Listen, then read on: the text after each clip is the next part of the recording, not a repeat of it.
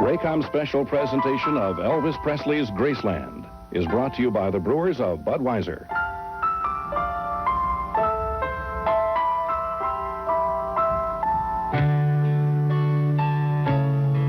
This is Graceland. Since 1957, the home of Elvis Aaron Presley.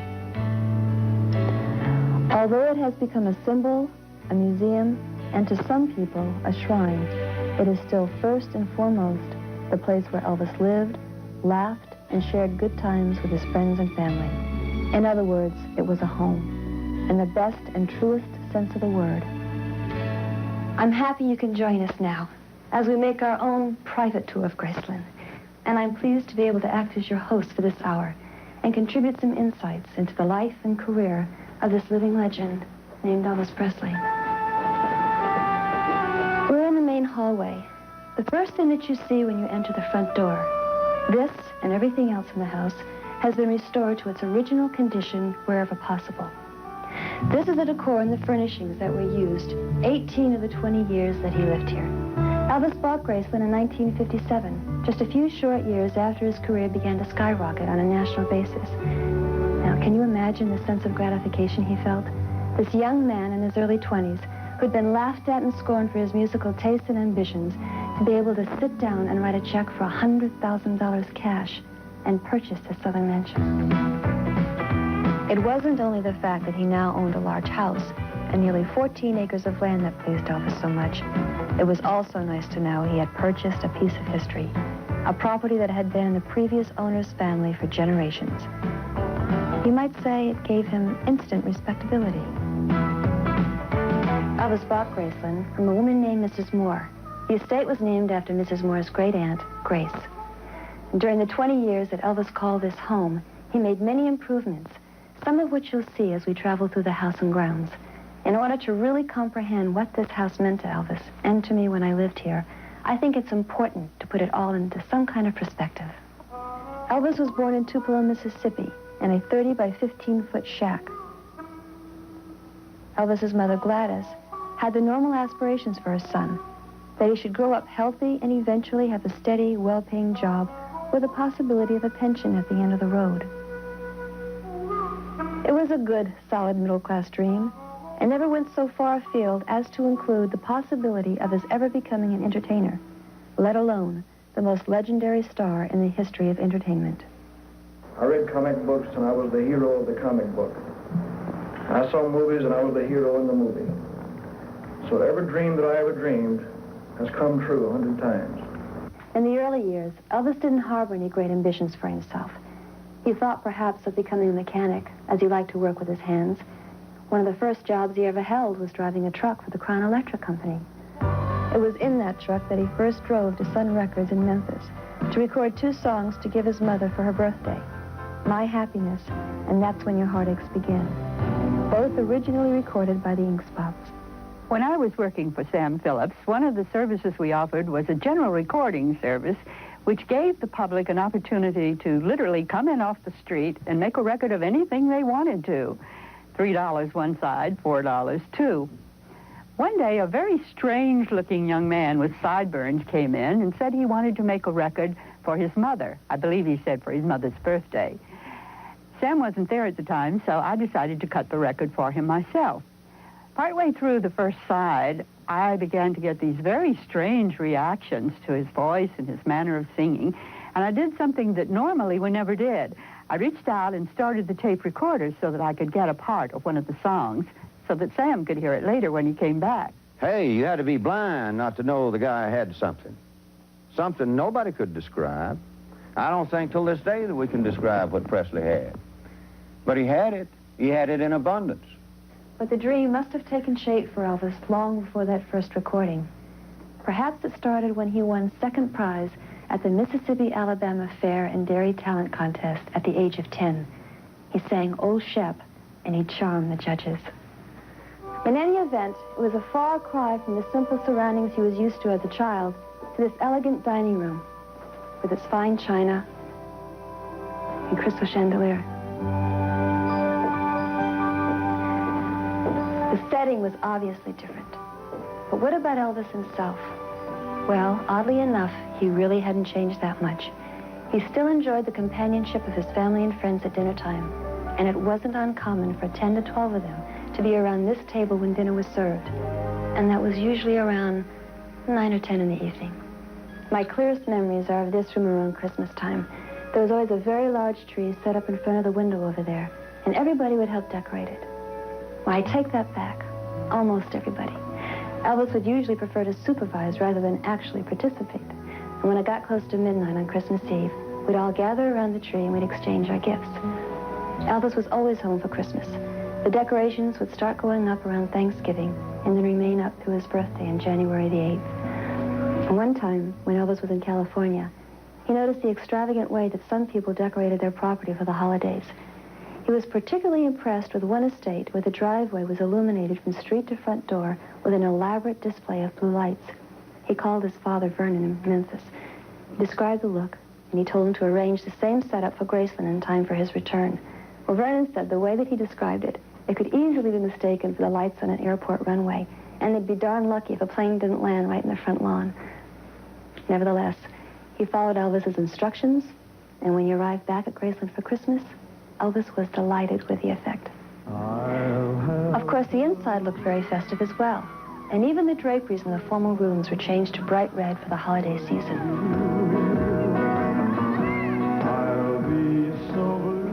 You know, Elvis had remarkable hearing, and once before Christmas, he overheard the guys speculating about the size of their customary Christmas bonuses.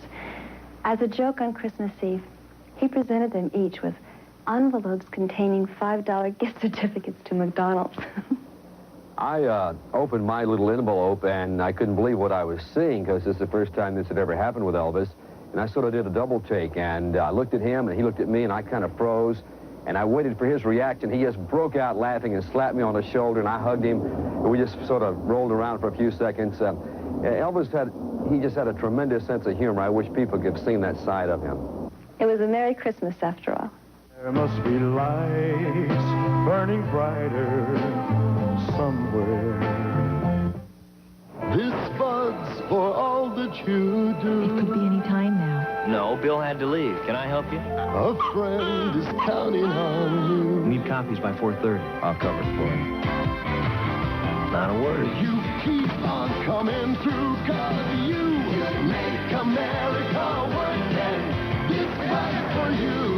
Here's to you, Beechwood Age, for that clean, crisp taste that says Budweiser. This bud's for you. There are 3 nevers in fashion design. Never confuse fad with fashion. Never forget it's your name on every label. And when showing your line to the press, never let them see you sweat. That's what Dry Idea Solid is all about. Maximum control. Feeling tense is understandable. Looking tense is unfashionable. Dry Idea. Never let them see you sweat. Look in your store for special savings on Dry Idea and these other fine products from Gillette. You have a lucky number that might be worth $50,000. It's your Social Security number, and it could be worth $50,000 if you register for the $371,000 El Cortez Summer Social Security Contest. It's so easy. Just register your number at the El Cortez. We'll have 2 $50,000 drawings every day, and you start winning with just 3 numbers in a row. The El Cortez Summer Social Security Contest. What would you do with the money? One thing hasn't changed over the years. You can still count on the clean, clear taste of Sparklet. Me and Sparklet's water making friends. The Peace Corps. It's creating food systems in Africa, building homes in Costa Rica. It's fighting malaria. It's teaching math and learning French. It's working side by side. It's been tough, but for 25 years, the Peace Corps has been making a difference in the world. Peace Corps, the toughest job you'll ever love.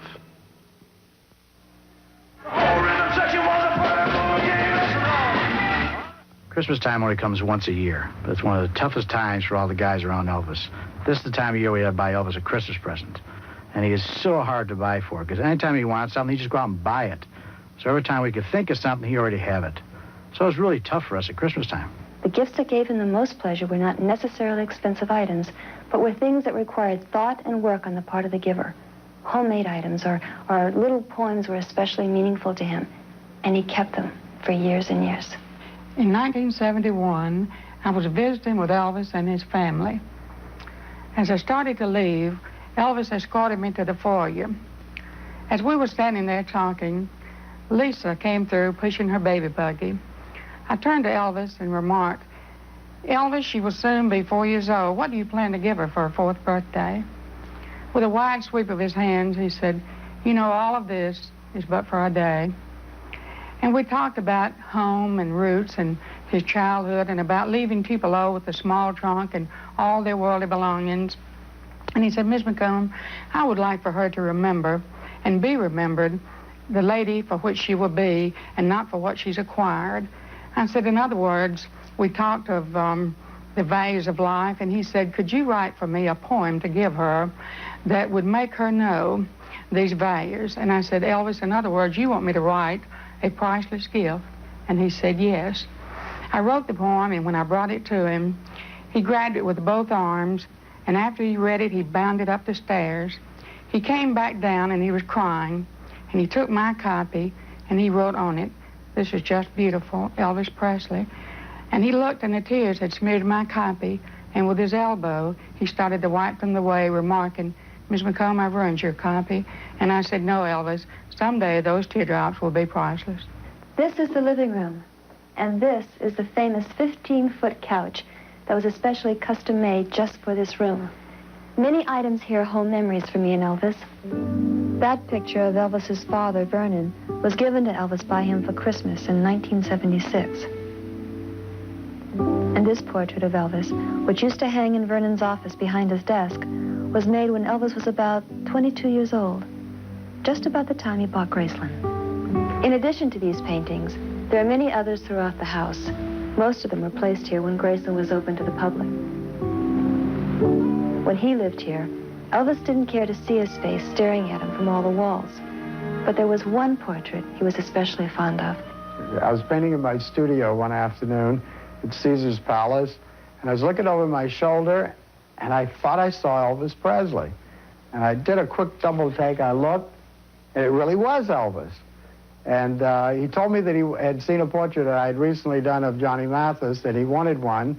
And, of course, I was super delighted. We set up an appointment for a couple of days later, and as the day arrived and Elvis came walking through the casino, I said, "Elvis, that's all I needed. I just needed to see you just walking across the casino." And he said, "Oh, wow, I just gave the band the whole day off." And about a week later, I was horseback riding, and I got this call from the security guys at the studio, and they said, "Elvis is here, and he wants the portrait." And there was a little problem with not having the amount of cash or something, and I said, "Oh, come on, we got to let him have the painting, but it's not quite finished." And he said, "Elvis said it's exactly the way he wants his painting to look." The portrait was of a secure, confident superstar at the height of his powers. It was a different Elvis Presley that occupied this house back in 1957. Then he was just on the brink of a career that was to become the talk of the entertainment world. That's All Right, Mama was a hit in Memphis, Tennessee overnight. When I got on the road to try to convince the people that we hopefully had something a little different, it was a little different story. Headed for Shreveport, Louisiana. Didn't get too favorable results from the stations and the people that I knew at the stations in Shreveport. The same was true in Houston, Texas. And left Houston, Texas one Sunday night in a dust storm, got to Dallas, Texas Monday morning.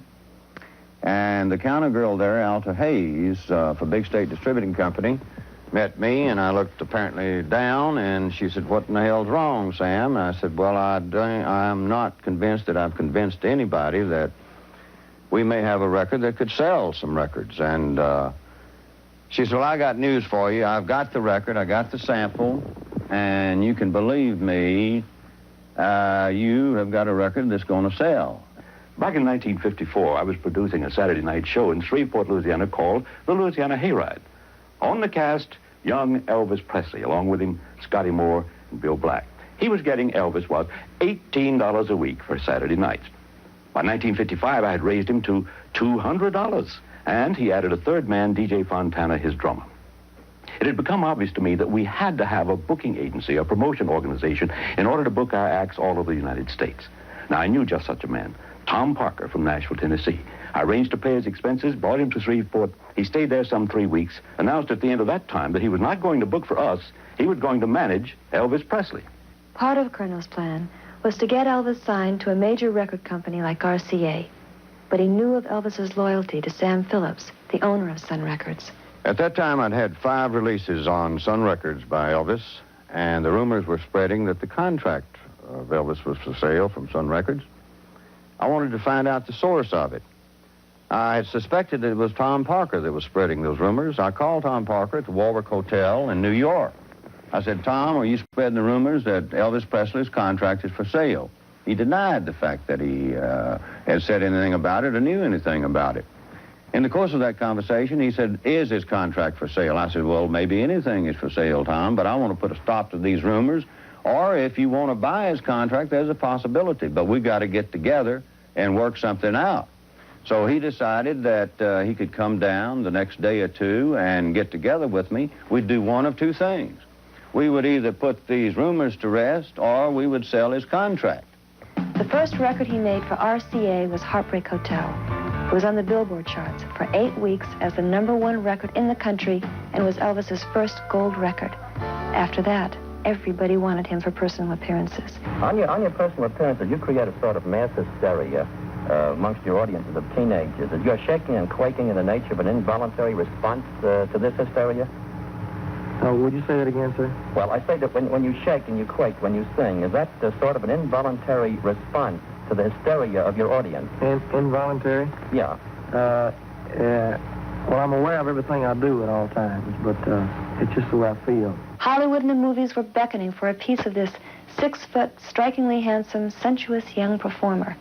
And television producers also woke up to the fact that there was a new phenomenon in their midst, Elvis Presley, the king of rock and roll. Mom, send $500 soon, or there won't be a honeymoon. I'm calling about your son, Jerome. Better send money.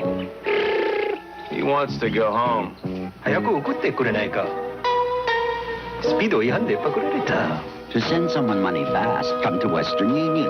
We'll make sure it gets to any of our 10,000 locations, usually in 15 minutes or less. Sayonara!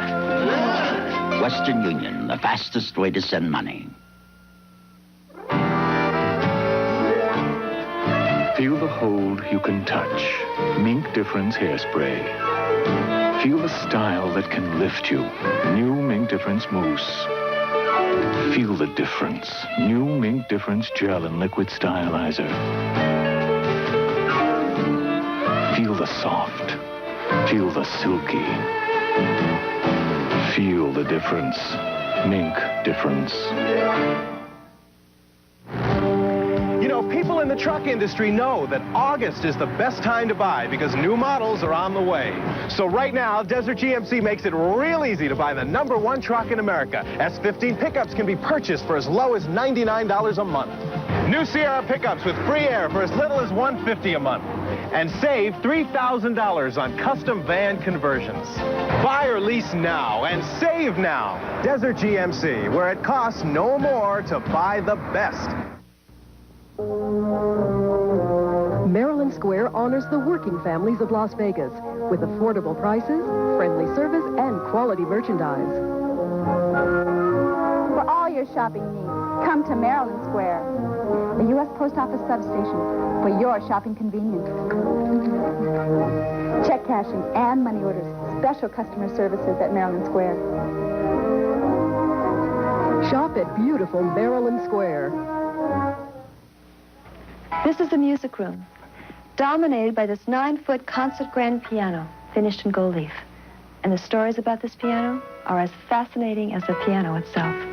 Elvis called me into the kitchen one day and told me that he knew I needed a piano for the church that I was pastoring. And he said he would like for me to have the gold one because he no longer needed it. I was really overwhelmed by his generosity, but not surprised.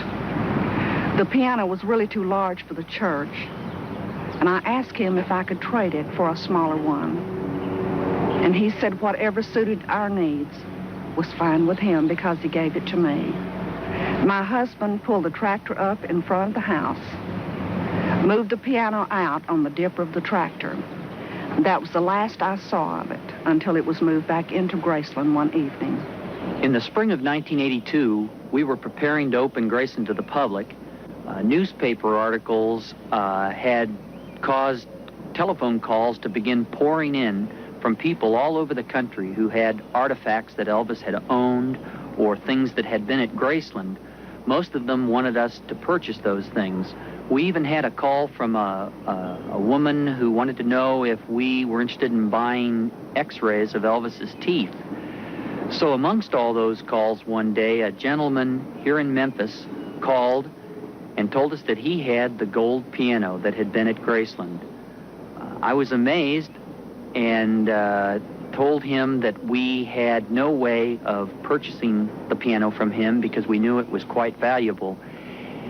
He surprised us by saying that he would be willing to put it on permanent loan at Graceland, and he brought it out to Graceland, and it sits today in the music room. Elvis used to love to sit at the piano and pick out tunes, especially gospel and sacred music.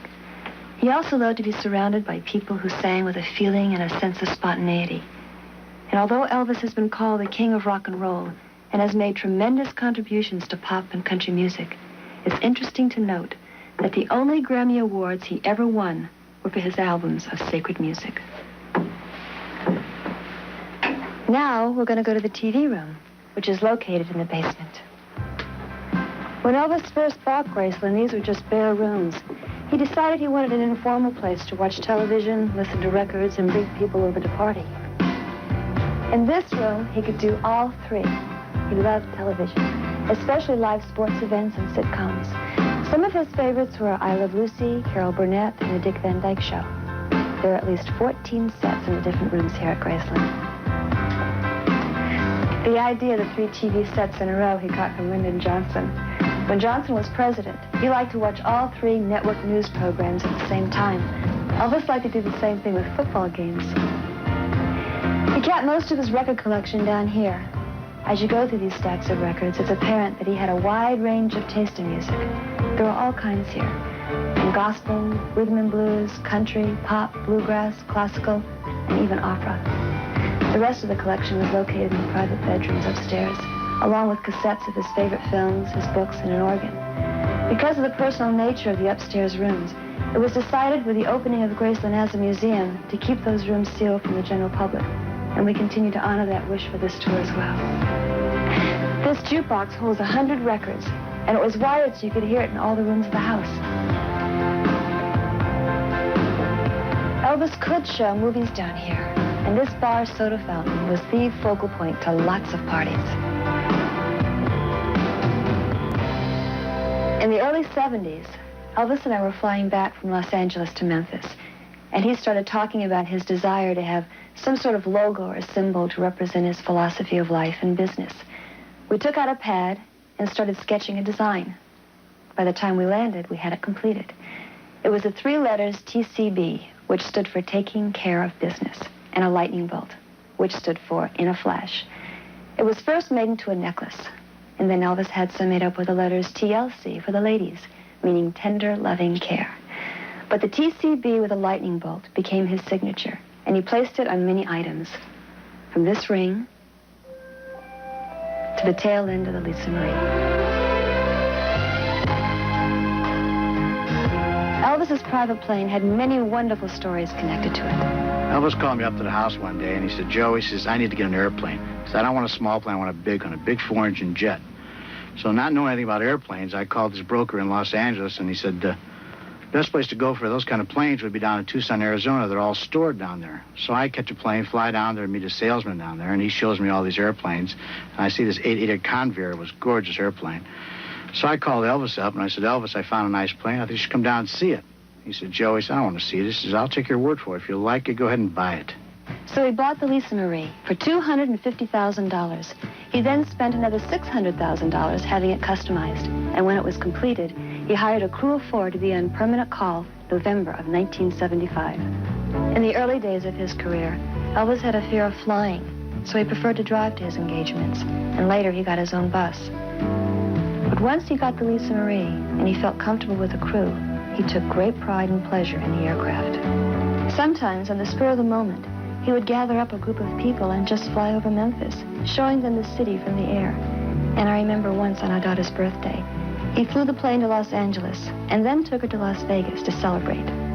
Although the aircraft served an important function enabling him to fly over 3,000 miles at a time without refueling, it was also an expensive toy to him. And he enjoyed that aspect of it, probably more than the practical side. I guess the best story to illustrate that concerns the now famous Memphis to Denver food run. One night, late, about 1 o'clock in the morning, when I got a call from the mansion asking me if we could get the aircraft ready to leave for Denver within an hour. And of course, I got the crew ready, filed a flight plan, and in about an hour and a half, the people came out to the aircraft with Elvis, and we were on our way to Denver. And en route, I asked one of the people there what we were going out there for, and he said, we're going out there for peanut butter sandwiches. And I said, oh, yes, we're going out for peanut butter sandwiches. And when we arrived in Denver, the limousine pulled up next to the aircraft. The man got out with big silver trays, and sure enough, there were peanut butter sandwiches. And Elvis insisted that the crew have some of his famous peanut butter sandwiches. And I'm not much one for peanut butter sandwiches, but of course, I had to say it was the best peanut butter sandwich I ever had. In February of 1984, the Lisa Marie came back home to Memphis for the final time. Instruments had to be found from across the country to make it airworthy enough to fly it from Fort Lauderdale to Memphis. The FAA had to grant a special ferry permit. And once it arrived in Memphis, the tail section and 30 feet from each wing had to be temporarily removed to get it through the streets of the city. A parade and marching bands led the aircraft back to its rightful home, where it now stands, freshly painted and right across the street from Graceland. Though it might not have seemed like taking care of business in a flash, the business was taken care of. And now millions of fans can view the Lisa Marie when they come to visit Graceland.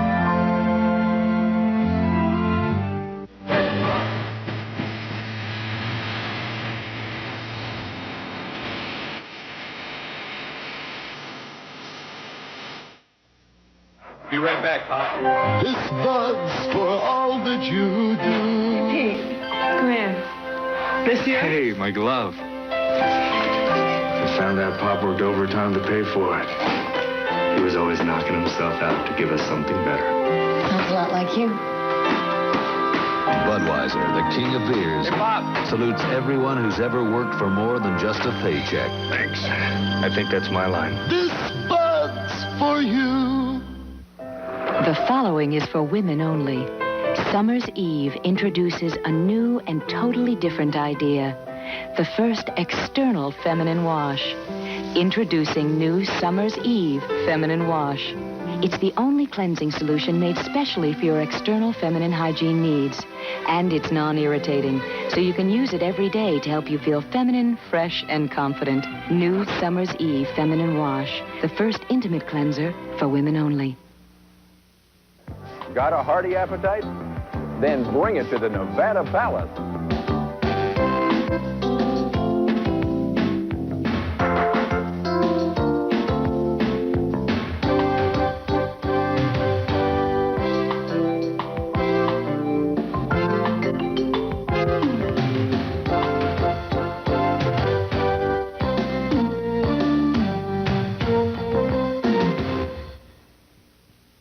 Here it is, a warehouse sale so big, it's fantastic. Yes, the Fantastic Furniture Warehouse Sale going on now. And you can save big on truckloads of special purchases. We've got to move out in a hurry. Save on beautiful two-piece sectionals, now only $5.99. Or 5-piece bedroom sets, your choice of contemporary or colonial, just $3.69. You'll find a warehouse full of values now at Fantastic Furniture Warehouse. No wonder we're #1. Oh, you should have been here a few minutes ago. I just made 6 balls in one shot.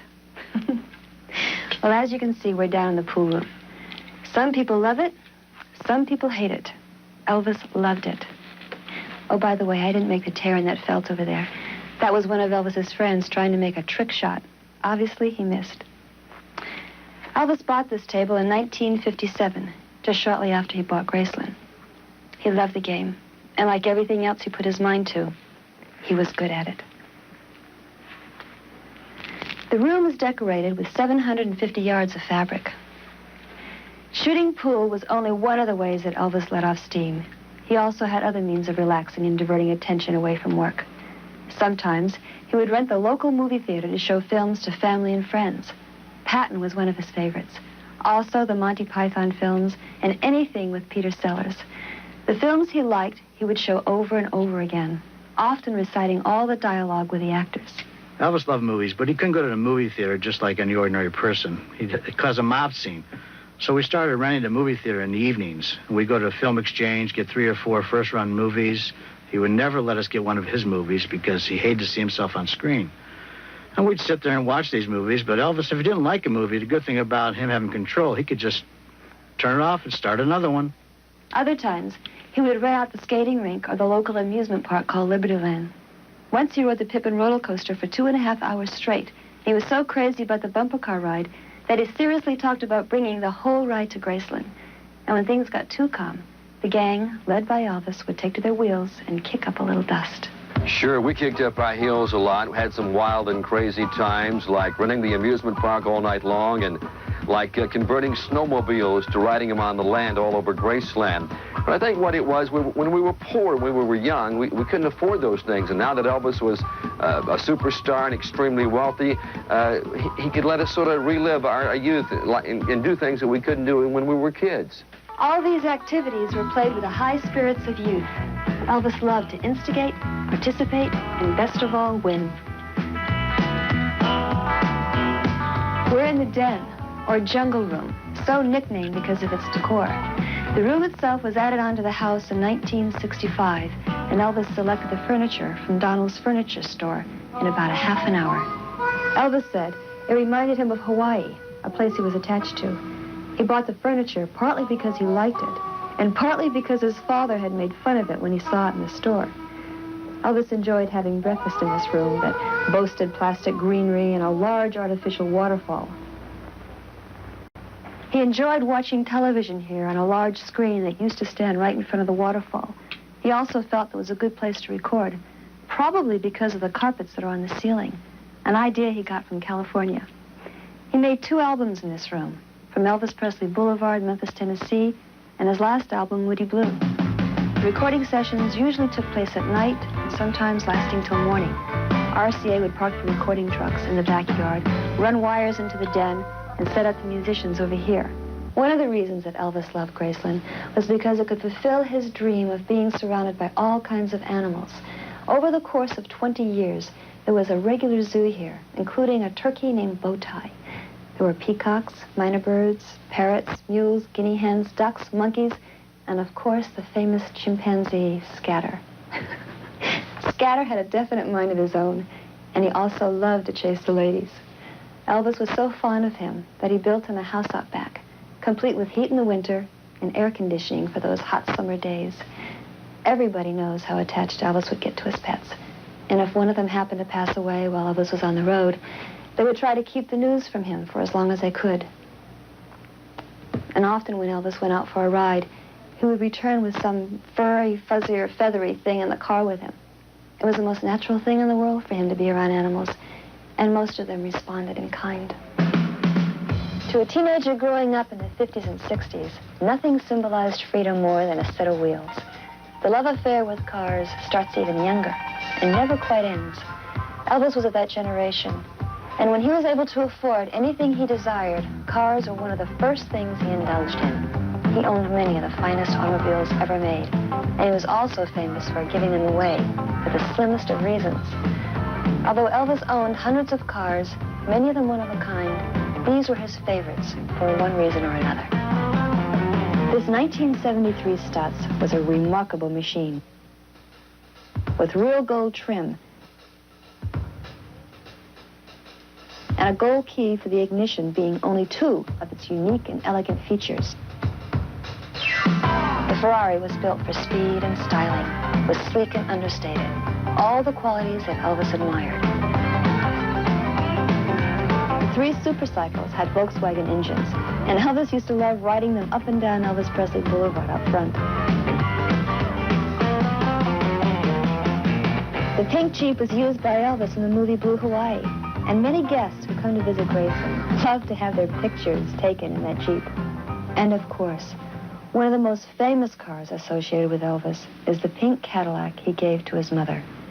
Although it was true she never drove it, and as a matter of fact, never even had a driver's license, the car was a very important symbol to Elvis. It showed how much he cared for his mother, how he was able to give her the best things in life, and that he wanted to repay, in his way, all the love and care that she had showered on him from the beginning.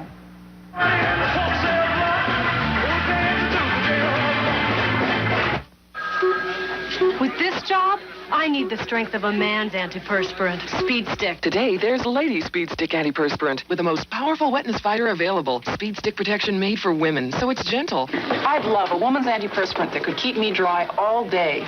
Lady Speed Stick glides on dry. Nothing fights wetness and odor better. With my active schedule, delicate antiperspirants aren't enough. Lady Speed Stick protects you like a man. And treats you like a woman. Lady Speed Stick. Why do we make Future shine with tough acrylic? Because we know what your floor goes through in a day. Future with clear acrylic. The tough shine for your high-traffic floor. Which dog has a flea collar? They all do. But the middle dog has the new Scratch X 11-month collar from Sulfadine. With twice the flea-killing power to work 11 months, Hearts and Sergeants quit after 5. For cats, there's a Scratch X collar, too. Ordinary fruit punch, perhaps a carpet's most damaging enemy. It's about to put these pieces of carpet to the test. One is new DuPont certified Stain Master carpet. The other, carpet with the best-known stain guard. After cleaning with just water, the Stain Master advantage becomes obvious. Unbelievable? Prove it yourself. Just look for this store display. DuPont certified Stain Master carpets available at the Carpet Barn, 105 West Charleston, or call 384-8551. You'll think what I'm about to say is unbelievable, so listen closely. It's our most incredible closeout sale ever. Chrysler has just announced 1.9% factory financing or rebates up to $750. Yes, I said 1.9% factory financing. Get a brand new car for $650 under factory invoice. You heard right, $650 under invoice, 1.9% financing or a $750 rebate. We're Las Vegas Chrysler Plymouth. We're on Decatur. We want only to be the best. But Elvis was extremely generous. He also enjoyed making a good deal. And once when he ordered a fleet of cars from a local dealer, he found that he wasn't given a discount of any kind and canceled the order, and he took his business elsewhere. This building, which is not on the regular tour and has never been open to the public, was used by a full-time staff of people hired to respond to the tremendous amount of fan mail that Elvis received from all over the world.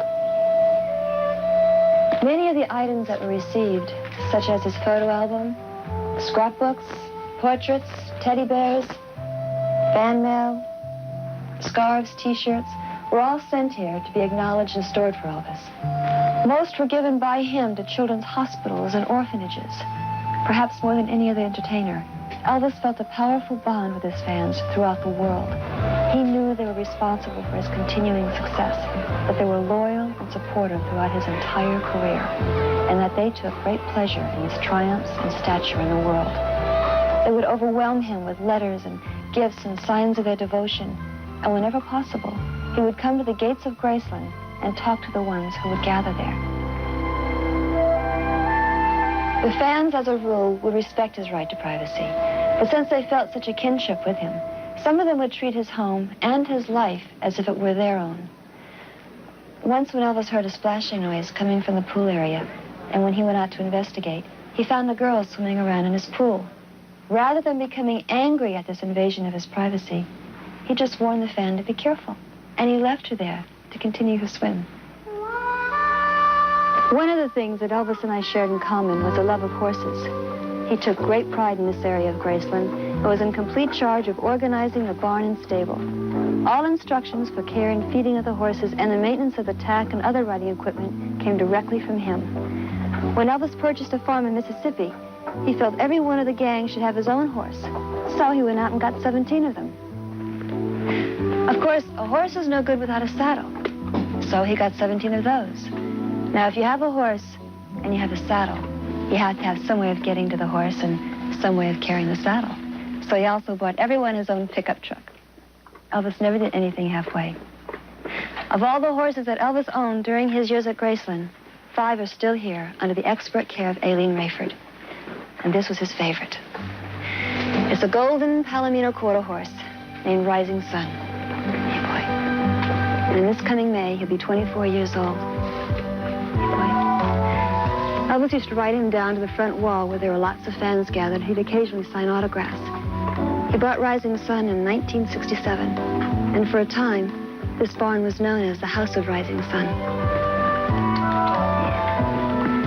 This is Mare Ingram.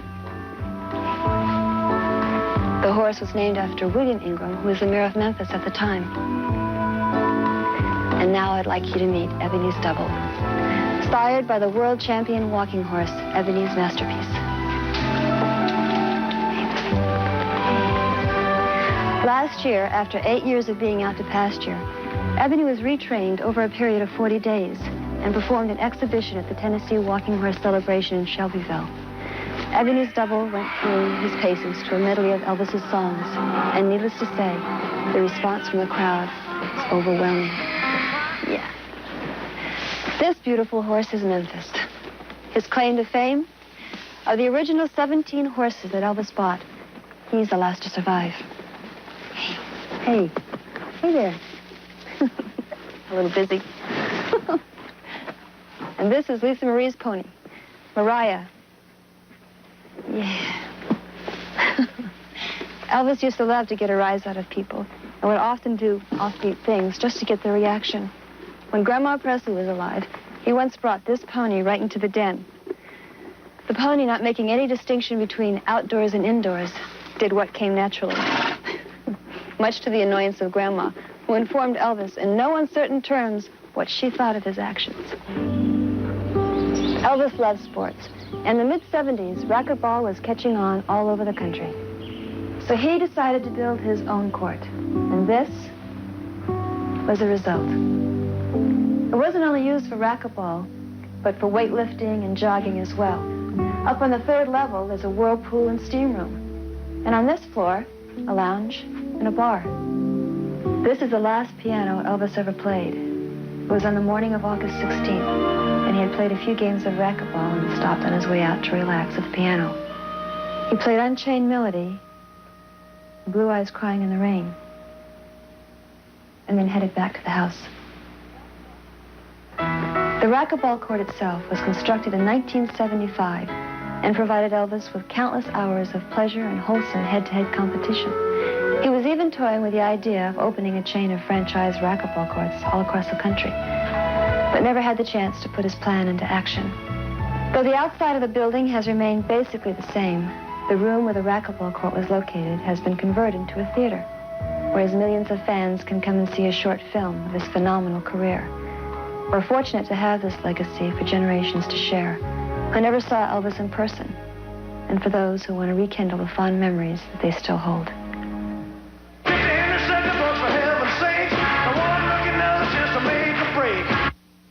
This bud's for all that you do. Today, a landscaper. Tomorrow, a college student. Yep. Finally took your advice, Mike. You taught him. Already you're smart. All you knew. They say he's a lot like you. Yeah, you make America work, and this bud's for you. Here's to you, Beechwood Age, for that clean, crisp taste that says Budweiser. To a future architect. And to a brother who made it possible. This bud's for you. Today, thousands of men share a common desire to be more fit, but many of them also share a common problem. sensitive skin irritated by shaving. That's why there's AFTA, the rich, good-smelling lotion, clinically proven to soothe razor-scraped sensitive skin so it looks and feels more fit. Use AFTA before you run off to face the world. Sensible care for sensitive skin. AFTA Aftershave Skin Conditioner. Desert Honda is going to put a #1 deal together for you. Come see the selection. You'll be amazed at the low, low prices. As an example, all 1986 scooters are sale priced for immediate clearance. Save up to $1,500 on the awesome Honda Interceptors and pay only $16.50 per week for the popular Honda Rebel while supplies last. You can't beat the prices, and there's never been a better selection than now. At Desert Honda, #1 in getting better, just west of I-15 at 3535 West Tropicana. Beverly Hills is in Las Vegas. The Beverly Hills Bar and Grill, Decatur, just south of Spring Mountain. Complete breakfast from just $1.99. Complete dinners from only $6.95. Steak, fish, and chicken. Free chocolate bonbons with meals. Senior citizen specials, 25% off all food. 99-cent pina coladas and margaritas. Beverly Hills style at Las Vegas prices. The Beverly Hills Bar and Grill, Decatur, just south of Spring Mountain. This building is divided into 3 sections. The first gives some indication of Elvis's life and career, beginning with his birth certificate, family pictures, and memories of life back in Tupelo, Mississippi, his birthplace. Memories of his Army career are located in this building, too. The uniform he wore in 1958.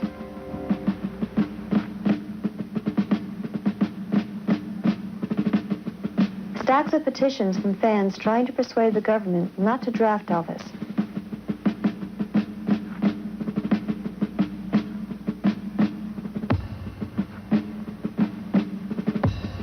And his honorable discharge from the service, which he received in March of 1960 after serving for a year and a half in Germany. Elvis could very easily have been assigned to the Special Services branch of the Army. He could have spent his military time entertaining the troops, as lesser-known performers have done. But he chose instead to be treated like every other inductee. And for that, he gained the admiration of the other soldiers with whom he served. It was while Elvis was stationed in Germany that we first met. After his discharge, he returned here to Graceland to resume his career and to once again enjoy his freedom and pleasures of civilian life. Well, Elvis, now you're really home. How does it feel? Pretty hard to describe, I'll tell you. It's hard to get used to, you know. I mean, I've been looking forward to it for 2 years, and all of a sudden, here it is. It's not easy to adjust to it. Are you going to keep Graceland? I'm going to keep Graceland as long as I possibly can. It would take more than our time allows just to mention all the awards, citations, accolades, honors and tributes that have gone to Elvis during his career. These are some of them. And as you can see, they come from all parts of the world, from all types of people and organizations, and they all represent some sort of milestone in a remarkable career. This is called the Hall of Gold, and the reason is obvious. It is the most impressive display of music awards ever assembled. According to most recent statistics, as of 1984, Elvis Presley is officially responsible for the sale of over 1 billion records, more than any other single artist or group in the history of the recording industry. What these platinum and gold albums and singles lining the walls of this room represent is a career that spanned nearly a quarter of a century. And the record awards cover not only rhythm and blues and popular music, but cross over into country, gospel, and rock and roll as well. He was the first performer to ever break down so many musical boundaries and succeed in such a variety of styles. Another interesting fact about his career is that although many of these awards were for extraordinary sales in foreign countries, Elvis had never toured outside of North America, and his records were never translated into other languages. Though Elvis was a very generous person, he never enjoyed his giving as much as when it went for charitable causes. Every year at Christmas time, he would show up with a large check to help in the work being done by 50 different local charities. One year, the grateful recipients designed this massive plaque as a way of thanking Elvis for never forgetting the needy and the less fortunate. Elvis was very proud of this, and it now has this honored place in the Hall of Gold. Most of us are very fortunate to have a shoebox full of souvenirs and remembrances for our careers. But Elvis was one of those rare people who, because of what he did and who he was, had enough reminders of his achievements to fill many rooms this size. These walls hold some of his prized possessions, and along with each item is a story. The stories, when woven together, form a tapestry of fame, fortune, success, challenge, perseverance, simplicity, and devotion. That is the basis of the legend known as Elvis Presley. Also on display in this room are the symbols of his remarkable career. The letters from presidents and heads of state, his costumes, his gun collection, jewelry, and badges. No less important are portraits done by fans, gifts, scripts from his phenomenally successful movie career, symbols of triumph and symbols of worlds left unconquered. Elvis was a showman in the best sense of the word. He always gave his audience more than simply music. Part of the overall effect of an Elvis Presley performance was due to the very theatrical costumes he had designed for each outing. Great care went into the design, choice of fabric and color, and the accessories that complemented each outfit. Bill Ballou was Elvis's designer, beginning with a 1968 comeback television special. Bill was told by the people who were putting the show together that they wanted a look that would capture some of the feel of the time when Elvis had first started out. That was the early 50s. The rebel without a cause period of James Dean, and the time of young Marlon Brando and the Wild Ones. That was the effect they wanted, but done in contemporary style. Elvis performed in this black leather look that Bill designed that became so identified with the show. For the 1973 Aloha from Hawaii special, the assignment from Elvis was to create something that said, America. Outside of the flag, the first thing that came to Bill's mind was the American eagle, and he designed the spectacular cape. The first cape was calf length, and it proved too cumbersome for actual performance. So another one was hastily made of the same color and design, only hip length, which made it much more practical.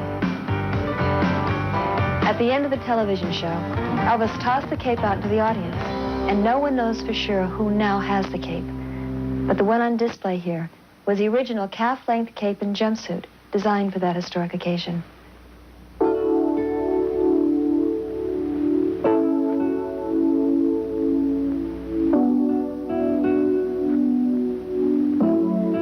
The trunks were packed at the start of another tour, one that would have brought even more recognition and reinforced the love and devotion with which he was bound to his many fans. He was the king of rock and roll. But more than that, he was a very special human being who touched our lives, our consciousness, as few men have ever done. There's no doubt that we all miss Elvis. All the charm, the talent, the magic, the indefinable gift that made him such an important part of our lives. But we are very grateful for all the memories he's left us. Thank you for sharing some of them with me tonight.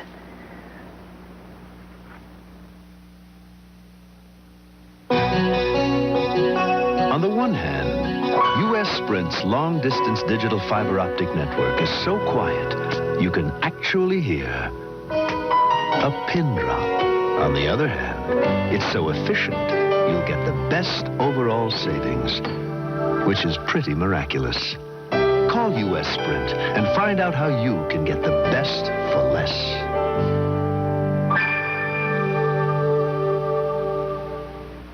Which dog has a flea collar? They all do. But the middle dog has the new Scratch X 11-month collar from Sulfadine.